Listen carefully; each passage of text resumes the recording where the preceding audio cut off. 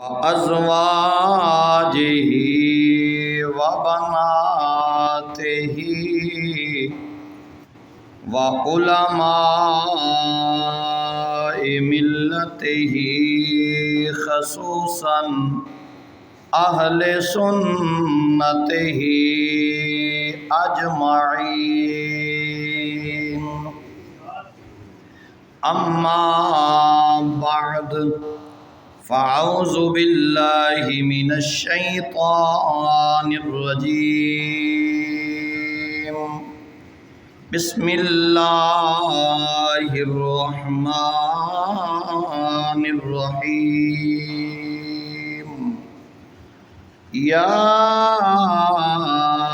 عبادي الذين آمنوا إن أرضي واسعة فإياي فاعبدون صدق الله العلي العظيم وبلغنا رسوله النبي الكريم الرؤوف الرحيم إن الله وملائكته يصلون على النبي يا أيها الذين آمنوا صلوا عليه وسلموا تسلیما۔ بآواز بلند پڑھیے اللہم صلی علی سیدنا و مولانا محمد وعلی آل سیدنا و مولانا محمد وبارک وسلم وصلوا علیہ صلاۃ و سلاما علیک یا سیدی یا رسول اللہ وعلی آلک و صحابک یا سیدی یا حبیب اللہ۔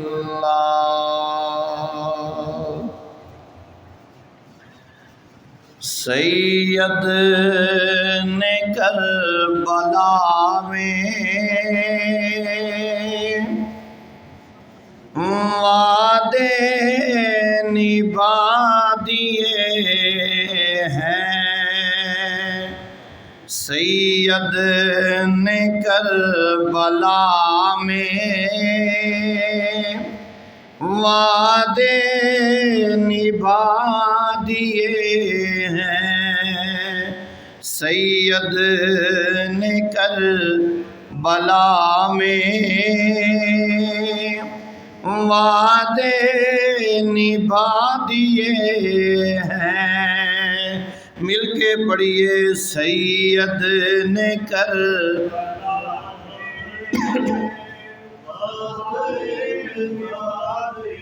جی بسم اللہ، کیا بات ہے، ذرا اور تھوڑی جی محبت نال پڑھو۔ سید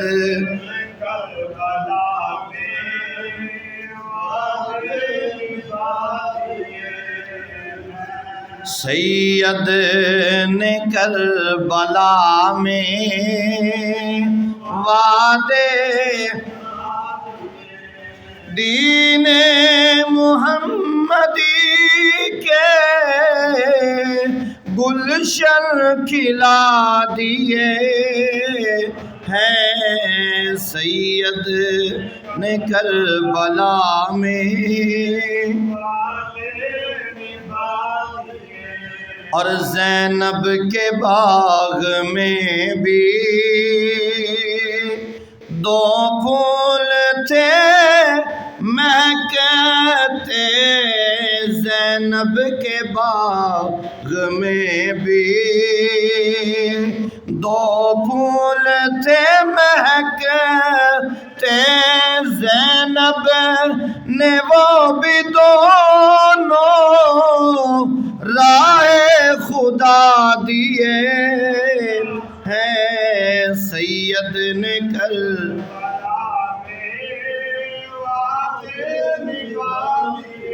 نہایت ہی واجب الاحترام سامعین و حاضرین حضرات، اللہ رب العالمین کی حمد و ثنا کے بعد لا تعداد مرتبہ درود و سلام کا نذرانہ بارگاہ سید عالم نور مجسم شافی روز جزا مالک ہرد و سرا آمنہ کے لال مدینے کے تاجدار امت کے غمخوار حضرت محمد مصطفیٰ صلی اللہ تعالی علیہ وآلہ وبارک وسلم کی مقدس طیب طاہر اکمل بارگاہ میں درود و سلام کا نذرانہ پیش کرنے کے بعد دعا گو ہوں خالق کائنات مالک ارض و سماوات ہم سب کی حاضری کو اپنی بارگاہ میں شرف قبولیت عطا فرمائے۔ آپ احباب کے لیے، میرے لیے، تمام عالم اسلام کے لیے، اہل ایمان کے لیے ان گھڑیوں کو بخشش اور نجات کا ذریعہ اور سبب بنائے۔ آج خطبہ جمعۃ المبارک کے اندر بہت ہی خوبصورت موضوع کے ساتھ آپ احباب سے گفتگو کرنے کی سعادت حاصل کروں گا، اور بڑا ہی دلچسپ موضوع ہے آج کا، اور وہ بھی الحمدللہ قرآن اور حدیث کے عین مطابق۔ موضوع کیا ہے؟ موضوع ہے اللہ کے گھر کو بنانے کی فضیلت۔ جو بندہ سبحان اللہ کہہ سکتا ہو، اتنا حسین و جمیل موضوع، وہ بھی قرآن سے اور نبی پاک کے فرمان عالی شان سے۔ اللہ کا قرآن ہے، مصطفیٰ نبی کی زبان ہے۔ اللہ کا قرآن بھی اعلیٰ ہے، میرے نبی کی زبان بھی اعلیٰ ہے۔ نہ اللہ کے قرآن میں شک، نہ مصطفیٰ کریم کے فرمان میں شک۔ جو اللہ کے قرآن میں شک کرے وہ پکا مرتد ہے، جو نبی کے فرمان میں شک کرے وہ مرتد تو ہو سکتا ہے، وہ صاحب ایمان نہیں ہو سکتا۔ جو آیہ مبارکہ میں نے تلاوت کی ہے، اللہ اس قرآن کی آیہ مبارکہ کے اندر اپنے بندوں میں سے ان بندوں سے مخاطب ہے جو اللہ پر ایمان رکھتے ہیں۔ سبحان اللہ، ذرا فرمائیے۔ اللہ اپنے محبوب کے ذریعے اپنے بندوں سے مخاطب ہے۔ ارشاد ہے، سنیے اللہ کا قرآن، فرمایا یا عبادی الذین، یا عبادی الذین۔ بھئی یہ میری بات نہیں ہے، میری بات ہو اگر کوئی تائید نہ بھی کرے تو کوئی بات نہیں، لیکن جب اللہ کا قرآن پڑھا جائے پھر بندے تائید نہ کریں تو پھر یہ زیادتی ہے۔ میں اللہ کا قرآن سنا رہا ہوں، قرآن کہتا ہے یا عبادی الذین آمنوا، یا عبادی الذین آمنوا، یا عبادی الذین۔ اللہ فرماتا ہے اے میرے بندو، اللہ فرماتا ہے اے میرے بندو، اے میرے بندو، آمنو، جو ایمان لائے ہو۔ اس کا مطلب یہ ہے کہ بندے سارے ہی اللہ کے ہیں، بندے سارے ہی اللہ کے ہیں، لیکن اللہ سب سے مخاطب نہیں ہے، اللہ ساروں سے مخاطب نہیں ہے، اللہ سب سے مخاطب نہیں ہے۔ اللہ تو کن سے مخاطب ہے؟ فرمایا آمنو، جو ایمان لائے، آمنو، جو ایمان لائے، یا عبادی الذین آمنو، اے میرے بندو، اے میرے بندو جو ایمان لائے، انا، بے شک، انا، بے شک یا اللہ بتلانا کیا چاہتا ہے؟ فرمایا ارضی واسعۃ، یہ زمین وسیع ہے، یہ زمین وسیع ہے، فَإِيَّايَ فَاعْبُدُونِ، تو میری ہی بندگی کیا کرو، میری ہی بندگی کیا کرو۔ اب آئیے با محاورہ ترجمہ سنیے۔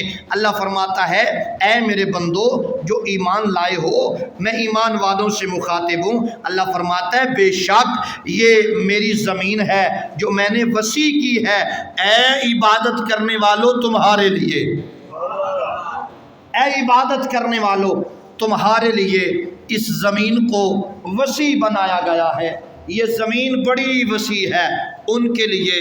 فرمایا جو اللہ کی عبادت کرتے ہیں، جو اللہ کی عبادت کرتے ہیں، اللہ کی عبادت کرنے والوں کے لیے یہ زمین بڑی وسیع ہے۔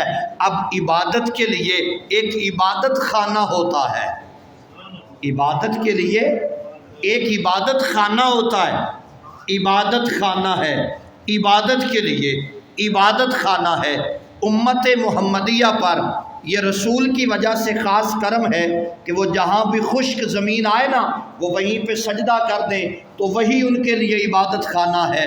لیکن ایک مرکز ہوتا ہے، اسلام کا مرکز مسجدیں ہیں، اسلام کا مرکز مسجدیں ہیں۔ تو آئیے یہ آپ نے قرآن سنا، قرآن میں اللہ فرماتا ہے اے ایمان والو یہ زمین بڑی وسیع ہے، اس زمین پر میری عبادت کرو، اس زمین پر میری عبادت کرو، اور جو عبادت کرے گا میں اس کی عبادت کو اپنی بارگاہ میں قبول کروں گا، اس لیے کہ وہ عبادت لوگوں کو دکھانے کے لیے نہیں کر رہا، مجھے راضی کرنے کے لیے کر رہا ہے، اور جو مجھے راضی کرنے کے لیے عبادت کرتا ہے میں اس کی عبادت کو قبول کرنے والا ہوں، عبادت میں قبول کرتا ہوں، اللہ عبادت اللہ قبول کرتا ہے۔ لوگوں اللہ وہ ہے جو ہماری عبادتوں کو قبول فرمانے والا ہے، ہمارے روزوں کو قبول کرنے والا ہے، ہماری حج کو قبول کرنے والا ہے، زکوٰۃ کو قبول کرنے والا ہے۔ اللہ وہ ہے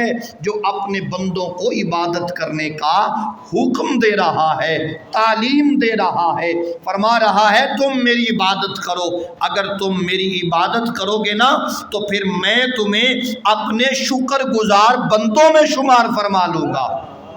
بھئی اللہ کی عبادت اللہ کا شکر ادا کرنے کا ایک ذریعہ ہے، اور اللہ فرماتا ہے جو میری عبادت کرتا ہے پھر اس بندے کو میں اپنے شکر گزار بندوں میں شامل فرما لیتا ہوں۔ اب آئیے عبادت کرنا کتنا بڑا اجر ہے، کتنا بڑا ثواب ہے، سنیے گا۔ حضور نبی پاک کی حدیث مبارکہ ہے جس کا مفہوم ہے، نبی پاک نے ارشاد فرمایا ایک بندہ اللہ کی عبادت کرنے کے لیے وضو کرتا ہے، عبادت کرنے کے لیے نماز پڑھنے کے لیے وضو کرتا ہے، ابھی اس نے نماز نہیں پڑھی، وضو کیا ہے، وضو کر رہا ہے یا وضو کا ارادہ کیا ہے نماز پڑھنے کے لیے، وہ وضو خانے پہ آیا، جس جگہ پہ اس نے وضو کرنا ہے وہ اس جگہ پہ آیا، اور اس نے کیا کیا؟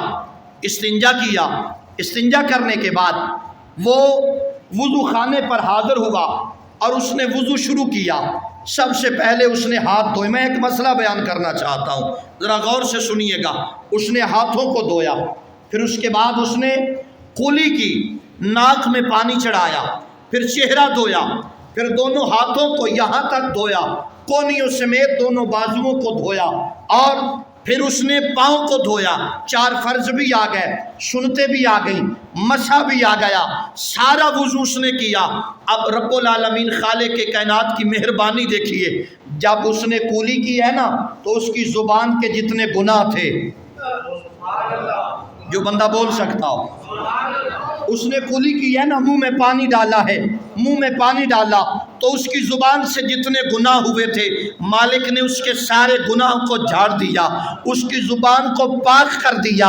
اللہ جی یہ اسے قلی کی برکت سے اس کی زبان کے گناہوں کو جھاڑا جا رہا ہے۔ فرمایا ہاں وہ کسی عام بارگاہ میں نہیں آ رہا، وہ میں رب کی عبادت کرنا چاہتا ہے، اگر زبان پلیت رہ گئی تو وہ عبادت کیسے کرے گا؟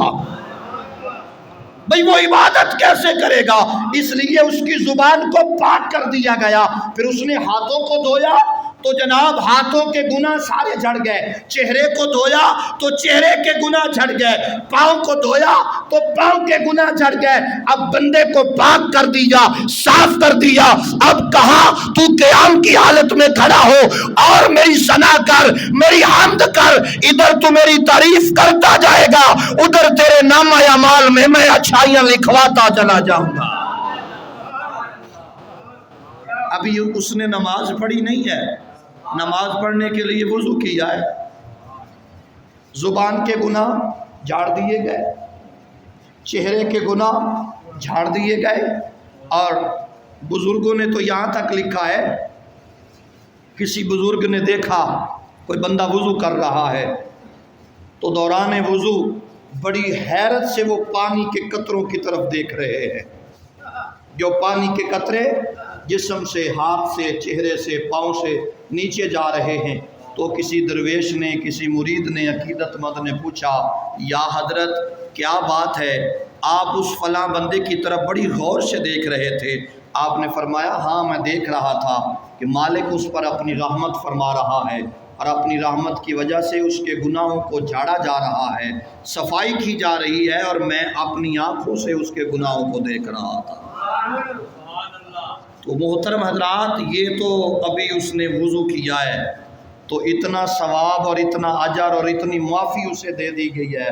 اب ذرا غور سے سنیے، جو بندہ اپنے دونوں ہاتھوں کو اٹھا کر اللہ اکبر کہہ کر جناب آنکھوں کو جھکا لیتا ہے، اس انداز میں کھڑا ہے کہ آنکھیں اس کی سجدہ والی جگہ پر ہیں، اور دونوں ہاتھوں کو باندھ کر اپنے رب کی پاک بارگاہ میں عاجزی اور انکساری سے کھڑا ہے اور کہہ رہا ہے الحمدللہ رب العالمین مالک یوم الدین ایاک نعبد و ایاک نستعین۔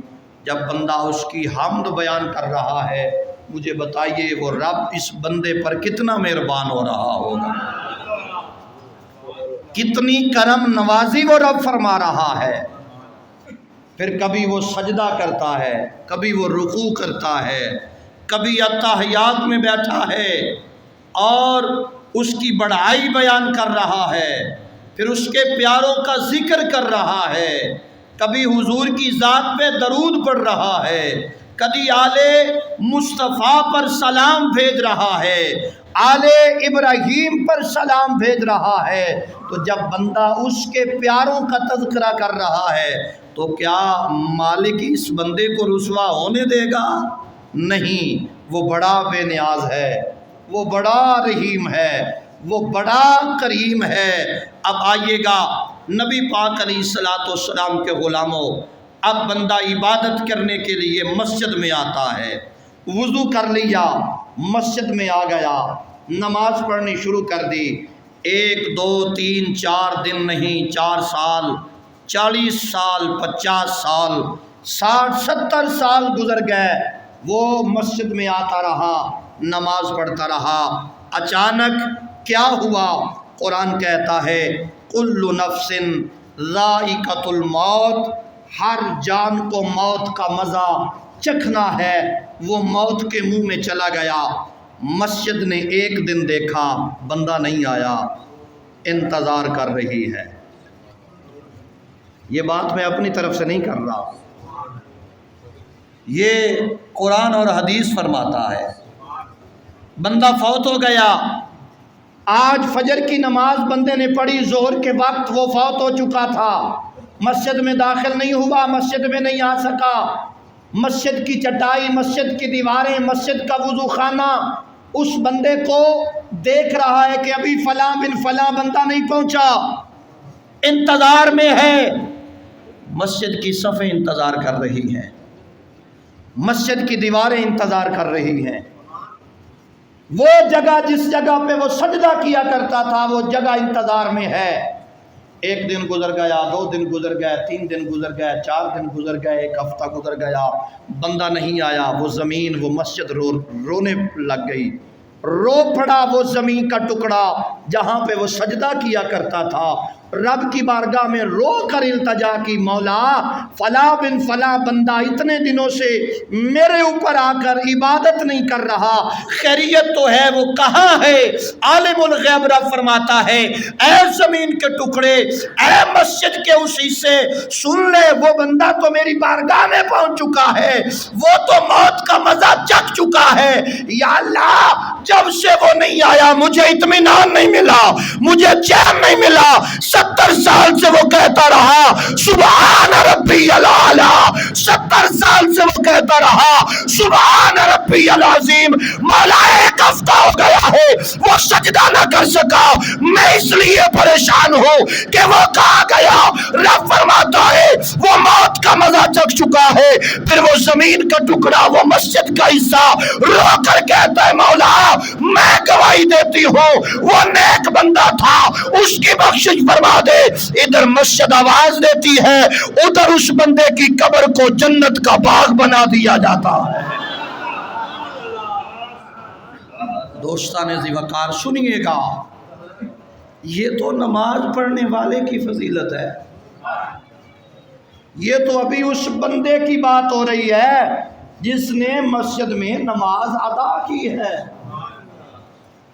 جو مسجد میں نماز ادا کرے، ابھی باقی باتیں بڑی دور ہیں، یہ تو صرف اس بندے کی بات ہے جو گھر سے نکلا مسجد میں آیا، اس نے چٹائی سیدھی نہیں کی، اس نے صف کو سیدھا نہیں کیا، اس نے اذان نہیں پڑھی، اس نے امامت نہیں کروائی، سادہ لو انسان ہے، آیا ہے، صف بچھی ہوئی تھی وہاں پر آ کر نماز پڑھی، رب کی بارگاہ میں دعا کی، اٹھا گھر کو چلا گیا۔ یہ تو اس بندے کے لیے مسجد اتنی درد رکھتی ہے۔ اب اگلا سٹیپ کیا ہے؟ نبی پاک علیہ الصلوۃ والسلام کا پسندیدہ عمل، حضور کا پسندیدہ عمل۔ جب حضور نبی پاک علیہ الصلوۃ والسلام مدینہ شریف میں تشریف لے گئے اور جناب ابو بکر صدیق پاس بیٹھے، دیگر غلامان محمد مصطفیٰ حاضر خدمت ہیں، میرے آقا علیہ الصلوۃ والسلام نے ارشاد فرمایا مسلمانوں کا ایک عبادت خانہ ہونا چاہیے، تو اس عبادت خانے کے لیے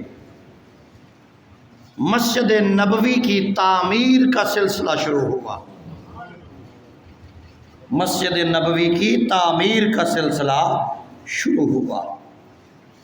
نبی پاک علیہ الصلوۃ والسلام نے سارے مدینے میں گھوم کر دیکھا کہ کون سی جگہ مسجد کے لیے سب سے زیادہ بیسٹ ہے۔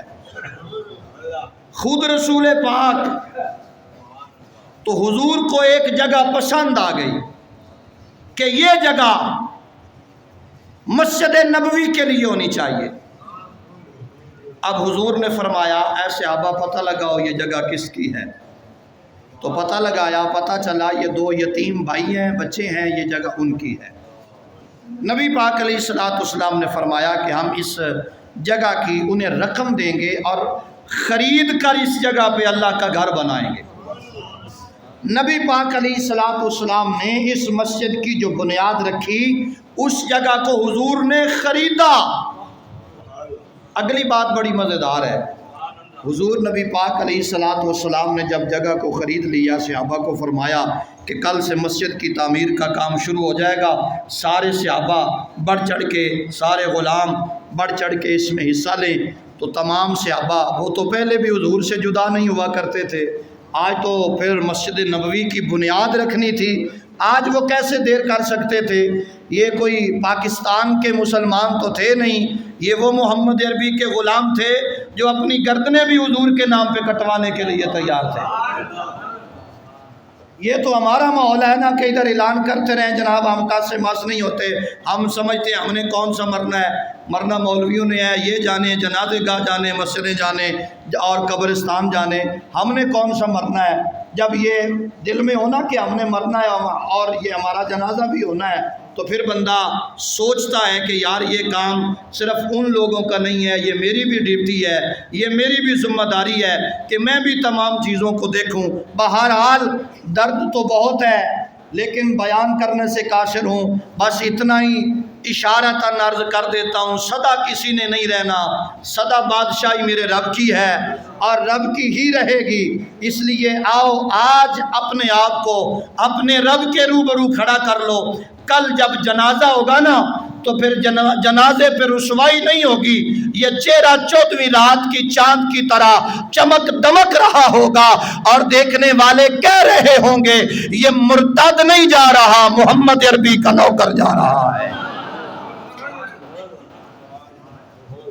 نبی پاک علیہ السلام نے دوسرے دن مسجد نبوی شریف کو بنانے کا ارادہ فرمایا تو کل صحابہ مسجد بنانے کے لیے حاضر ہیں۔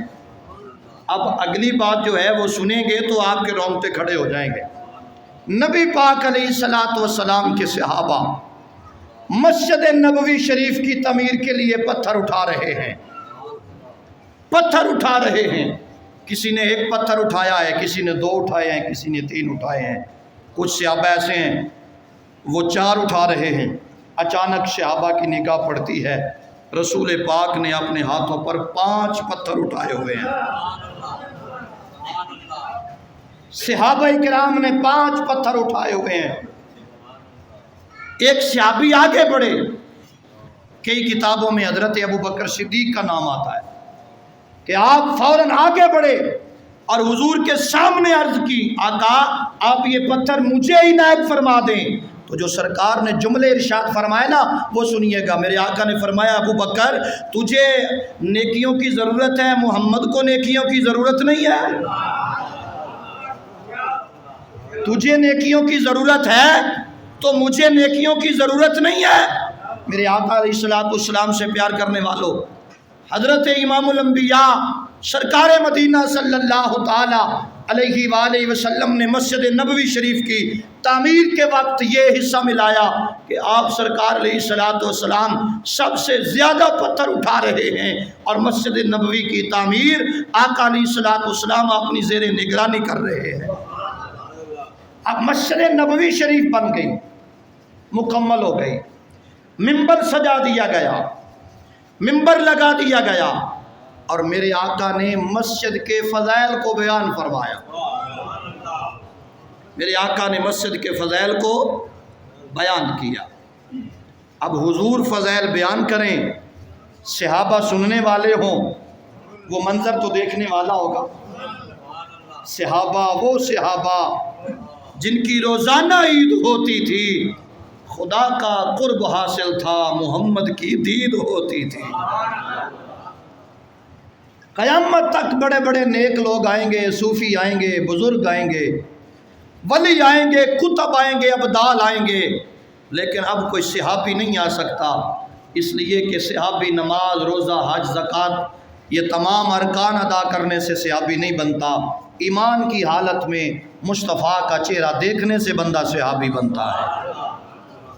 ان ظاہری آنکھوں سے حضور کا دیدار کیا جائے تو بندہ صحابی بنتا ہے۔ تو بہرحال محترم حضرات، میرے آقا منبر پر جلوہ گر ہوئے، مسجد نبوی ہے، میرے آقا تشریف فرما ہے اور میرے آقا نے فرمایا سنو صحابہ، جو بندہ مسجد نبوی یا دیگر جتنی مساجد ہیں، جتنے اسلام کے مرکز ہیں، قیامت تک آنے والے جتنے بھی لوگ مسجدوں میں عبادت کریں گے اور مسجدوں کو بنائیں گے، تو یہاں پر میرے نبی نے فرمایا جو بندہ مسجد کی صفائی کرے گا،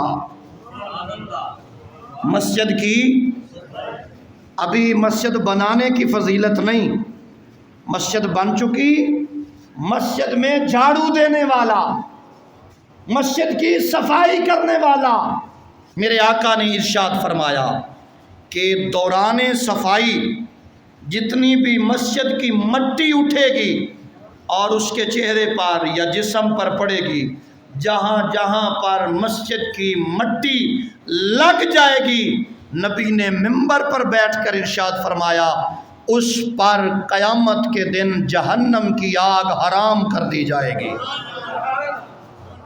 جہنم کی آگ حرام کر دی جائے گی۔ اس بندے کو جہنم کی آگ جلا نہیں سکتی جو مسجد کی صفائی کرے گا۔ سنیے اسی ضمن میں نبی پاک نے کتنا پیار کیا ہے مسجد کی صفائی کرنے والوں سے۔ ایک خاتون تھی، ایک بی بی تھی، اس کی ڈیوٹی تھی وہ روزانہ مسجد کی صفائی کرتی تھی، اور بالخصوص مسجد نبوی شریف کی، مدینہ شریف میں مسجد نبوی کی صفائی کیا کرتی۔ نبی پاک علیہ السلام کے غلاموں یہ ڈیلی اس کا معمول تھا۔ اور ایک رات ایسی رات آئی، کل نفس ذائقۃ الموت، موت کا فرشتہ آ گیا، اور اس دن اس وقت حضور مدینے میں نہیں تھے، حضور باہر تشریف لے کر گئے ہوئے تھے۔ یہ عورت فوت ہو گئی، اور اسے چونکہ حضور کی شریعت کا مسئلہ ہے کہ جب کوئی بندہ مرد عورت بچی بچہ فوت ہو جائے تو اسے دفنانے میں جلدی کیا کرو، تاخیر نہیں کرنی چاہیے، جلدی ہونی چاہیے۔ تو صحابہ نے حضور کی اس حدیث پہ عمل کیا اور اس کا جنازہ پڑھا۔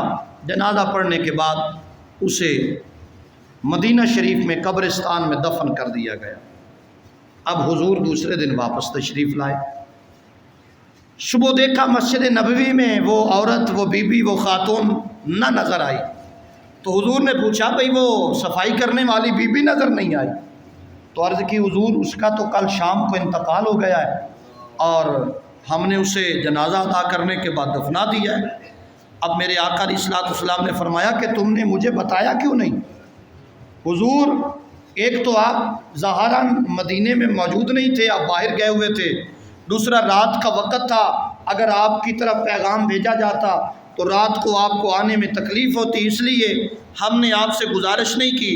حضور نے فرمایا نہیں صحابہ چلو، آج ہم اس عورت کی قبر پہ جائیں گے۔ سبحان اللہ، ذرا بلند آواز میں سبحان۔ میں نے کہا مقدر والی ہے وہ عورت، مقدر والی ہے وہ خاتون، مقدر والی ہے وہ بی بی جس کی قبر پہ خود رسول نبیوں کا امام تشریف لے کے جا رہا ہے۔ اب میرے آقا علیہ السلام تشریف لے گئے اور نبی پاک نے فرمایا بتلاؤ کون سی قبر ہے؟ عرض کی حضور یہ قبر ہے۔ فرمایا صفے بنا لو، آج محمد دوبارہ اس کا نماز جنازہ ادا کرے گا۔ سبحان اللہ آپ کہہ سکتے ہیں، ویسے ایک بار اور کہہ دیجئے سبحان اللہ۔ میرے آقا سے پیار کرنے والوں، حضور نبی پاک علیہ السلام نے ارشاد فرمایا آج میں اس کا دوبارہ جنازہ پڑھوں گا۔ ویسے تو شریعت کا حکم ہے کہ جنازہ ایک ہی ہوتا ہے، یہ جو ہم نے رواج بنا رکھا ہے نا جنازوں کا 2 3 3 4 4، یہ جنازے نہیں ہیں، جنازہ صرف ایک ہی ہوتا ہے شریعت میں۔ اور بفرض اگر کوئی گھر کا وارث جو ہے وہ رہ جائے، وہ جنازے میں شامل نہ ہو، تو پھر اجازت ہے کہ دوسرا جنازہ ادا کر دیا جائے۔ اور میرے نبی تو وہ ہیں جو کل کائنات کے وارث تھے، اس لیے حضور نے دوسرا جنازہ اس لیے حضور نے ادا فرمایا تاکہ قیامت تک آنے والوں کو پتہ چل جائے کہ ایرے غیرے کے لیے دوسرا جنازہ نہیں ہے۔ جب کوئی وارث جنازے سے رہ جائے تو اس کے لیے حکم ہے کہ پھر وہ اپنے اس میت کا جنازہ ادا کرے۔ حضور وارث ہے کل کائنات کے، اس لیے حضور نے دوسرا جنازہ ادا کیا اور فرمایا جس کا کوئی بھی سہارا نہیں ہے کائنات میں، محمد اس کا سہارا ہے۔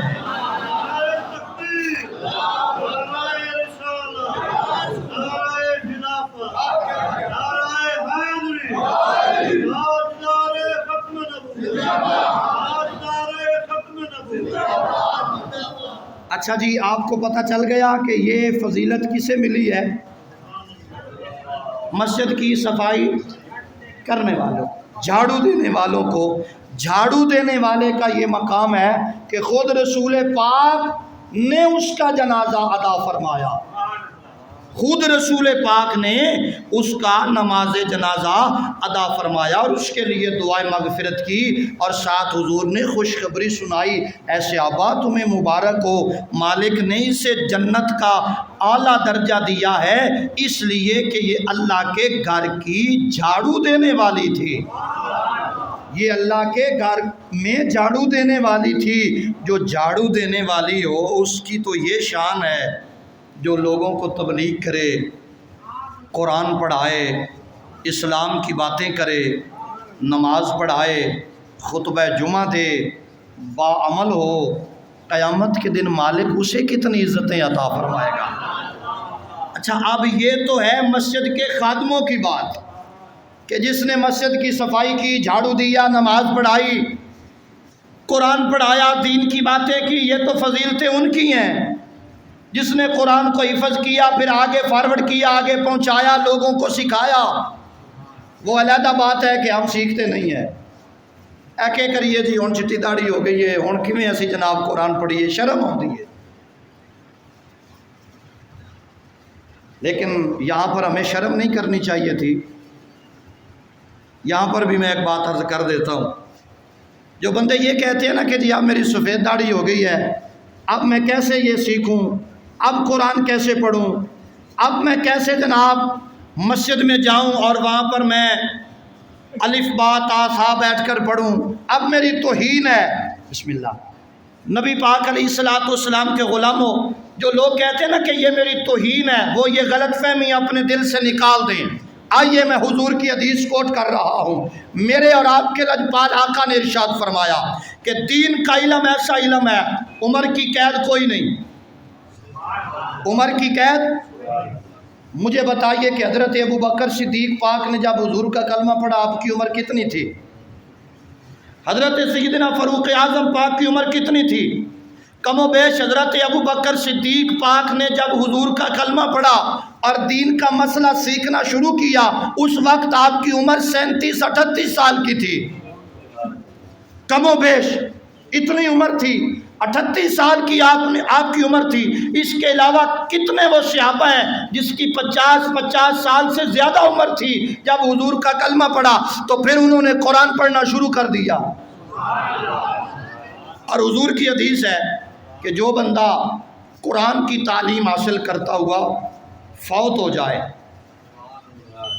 قرآن کی تعلیم حاصل کرتا ہوا فوت ہو جائے، وہ قرآن پڑھ رہا تھا، قرآن کی تعلیم حاصل کر رہا تھا، دوران تعلیم وہ بندہ فوت ہو گیا، وہ طالب علم میں شمار کیا جائے گا، طالب علم میں شمار کیا جائے گا۔ اور نبی پاک علیہ الصلوۃ والسلام نے فرمایا اس کی بے شک بظاہر عمر 80 سال ہو جائے، جب وہ قرآن کی تعلیم حاصل کر رہا ہے، جس قبرستان سے گزرے گا رب اس قبرستان سے عذاب کو اٹھا لے گا۔ اس نے فاتحہ نہیں پڑھی، صرف قبرستان سے گزرا ہے، اگر 80 سال کا بابا قرآن کی تعلیم حاصل کرتا ہوا قبرستان سے گزر جائے تو مالک اس قبرستان سے عذاب اٹھا لیتا ہے، تو بتائیے اگر اس حالت میں کہ وہ قرآن پڑھتا پڑھتا اس دار فانی سے چلا گیا، اب رب اس کی قبر پر کتنی رحمتوں کا نزول فرمائے گا۔ اس لیے یہاں پر شرم نہیں کرنی۔ آپ کی سفید داڑھی ہو گئی ہے، اب بھی آپ قرآن پڑھیں، اب بھی آپ قرآن کو سیکھیں، اب بھی آپ قرآن کو یاد کریں۔ حضور نبی پاک علیہ الصلوۃ والسلام کے غلاموں، مسجد کی صفائی کرنے والا مقام پا گیا، مسجد میں قرآن کی تعلیم دینے والا مقام پا گیا، نمازیں پڑھانے والا، خطبہ جمعہ دینے والا مقام پا گیا۔ اب آئیے آگے سنیے، وہ بندہ جس نے مسجد کو بنایا، سبحان اللہ کہہ سکتے ہیں؟ ہاں، وہ بندہ جس نے مسجد کو بنایا۔ ایسے بھی بندے موجود ہیں کہ ایک بندے نے کئی مسجدیں تعمیر کر دی ہیں اور ان کے نام کا بھی پتہ نہیں ہے، گمنام سپاہی ہیں وہ محمد عربی کے دین کے، جگہ جگہ پہ وہ اسلام کے مرکز بنا رہے ہیں، کبھی کسی جگہ پہ، کبھی کسی جگہ پہ، کبھی کسی جگہ پہ اسلام کے مرکز کو تیار کرتے ہیں۔ وہاں پر لوگ آتے ہیں، نماز پڑھتے ہیں، قرآن پڑھتے ہیں، جب تک وہ مسجد آباد رہے گی۔ جس نے بنائی ہے اس کو اجر ملے گا یا نہیں ملے گا؟ اسے اجر کتنا ملے گا سنیے۔ نبی پاک علیہ الصلوۃ والسلام کے غلاموں، مسجد نبوی کی تعمیر ہوئی۔ اب میرے آقا چاہتے تو کل کائنات کے وارث ہیں، میرے آقا اکیلے بھی وہ بنا سکتے تھے، حضور کے لیے کوئی مشکل، لیکن حضور نے سب صحابہ کو حکم دیا کہ سارے صحابہ اپنا حصہ ملاؤ۔ اور سارے صحابہ نے حصہ ملایا۔ آج ہمارا بھی حق بنتا ہے کہ ہم اپنی مسجدوں کو آباد کریں، اور دو طرح سے مسجدیں آباد ہوتی ہیں۔ کس طرح سے؟ سب سے پہلے نبی پاک علیہ الصلوۃ والسلام کے غلاموں، اگر مسجدیں پکی بنا دیں، ماربل لگ جائے، ٹائل لگ جائے، بڑے بڑے اعلیٰ قسم کے پتھر لگا دیے جائیں، قلندر لاہوری نے کہا مسجد تو بنا دی پل بھر میں ماں کی حرارت والوں نے، دل میرا اپنا پاپی تھا برسوں میں نمازی بن نہ سکا۔ سب سے پہلے مسجد کو کس طرح آباد کرنا ہے کہ مسجد میں 5 وقت کی نماز پڑھی جائے۔ اچھا ہوڑی بولے ہو، خیر ہے، ایتھے آ کے انج بندے ڈھلے پائے جاندے ہیں، میں معلوم ہوتا ہے تو رائے ونڈ لے جاؤں گا۔ ساڈا ادھر کوئی کام نہیں، اسی مسجد بنانی، اونچی بولو سبحان اللہ۔ نبی پاک علیہ الصلوۃ والسلام کے غلاموں، شمع رسالت کے پروانوں، دعوت فکر دے رہا ہوں، مسجد کو آباد کرنا ہے 5 وقت کی نماز ادا کر کے، مسجد کو آباد کرنا ہے 5 وقت کی اذان دے کر، مسجد کو آباد کرنا ہے آپس میں اتفاق کی فضا کو قائم کر کے۔ اور جب بندہ مسجد میں 5 وقت کی نماز ادا کرتا ہے، رب کی بارگاہ میں نذرانہ شکرانہ ادا کرتا ہے، تو پھر مالک اس بندے کے گھر کو آباد کر دیتا ہے۔ مسجد کو آباد کرنے والا، 5 وقت مسجد میں آنے والا، مسجد کے ہر معاملے میں خیال رکھنے والا اور عفو و درگزر کرنے والا، اور مسجد میں جس چیز کی ضرورت ہے اس چیز کو مہیا کرنے والا، رب کا دوست بھی بنتا ہے اور رب کا مہمان بھی بن جاتا ہے۔ اچھا ایسا سارے چاہنے ہیں سا رب دے مہمان بنیے، ایویں گل ہے نا؟ اچھا انشاءاللہ بھی کوئی 5-7 بندہ آکھیے تو 2-3 بندے ہاتھ کھڑا کیتا ہے تے باقی سارے ہاتھ گھٹی بیٹھے، معلوم ہوتا ہی نہ کدی ہاتھ اتھا کیتا ہی نہیں۔ بھئی ایسا چاہنے ہیں نا بھئی اے اللہ دے مہمان بنیے، سارے بولو۔ ایسا بھی چاہنے ہیں بھئی جدو قبر جاویے تے قبر ساڑی نورو نالا نور ہوئے۔ ایسا بھی چاہنے ہیں بھئی قیامت آنے دے حضور ساڑے سفارشی ہوئے۔ ایسا یہ بھی چاہنے ہیں کہ قرآن ساڑے واسطے برکت دا ذریعہ بنے۔ تے موڑا سا اے جڑا رب دا گھر ہے نا، انہوں انج بناونا ہے جویں بناون دا حق ہے۔ توجہ ہے؟ اے ساری میری اج دی تقریر جڑی ہے او نماز پڑھن والے دی فضیلت تے مسجد بنان والے تے مسجد دی صفائی تے مسجد دا خیال رکھن والے دے موضوع تے ہے۔ ساڈا سارے دا حق بنتا ہے اسی رب دے اس گھر نو ہر لحاظ نال سونا بناویے، ہر لحاظ نال اچھا، ہر لحاظ نال بہتر، وضو خانہ اچھا ہوئے، واش روم اچھی ہون، مسجد دا حال اچھا ہوئے، مسجد وچ رنگ روگن اچھا ہوئے، خوبصورت لگے، دل کرے مسجد نو ویکھن دا، دل کرے مسجد نو ویکھن دا۔ اے جڑے احباب سفر کر دیں نا، دور دراز دا سفر کر دیں، انہاں دے کولوں پوچھ کے ویکھو کئی مسجداں ایسیاں نظر آؤندیاں، بندہ نماز پڑھن واسطے مسجد وچ گیا ہے، باہر نکلن کا دل ہی نہیں کرتا۔ سبحان اللہ اونچا فرماؤ۔ بھئی باہر نکلن کا دل نہیں کرتا، کیوں؟ اس واسطے کہ او دے وچ سکون ہے، مسجد سکون والی ہے، مسجد سکون والی ہے۔ مسجد وچ بندے نو سکون لبدا ہے جی اگر او بندہ سکون لینا چاہتا ہوئے تے۔ مسجد ہے عبادت واسطے، مسجد ہے اے ساڈا جناب ہے کچھ سالاں تو سسٹم شروع ہو گیا ہے، اے جناب بریلویاں دیئے، اے دیوبندیاں دیئے، اے شیعہ دیئے، اے وابیاں دیئے، رب دی طرح ہی کوئی نہ۔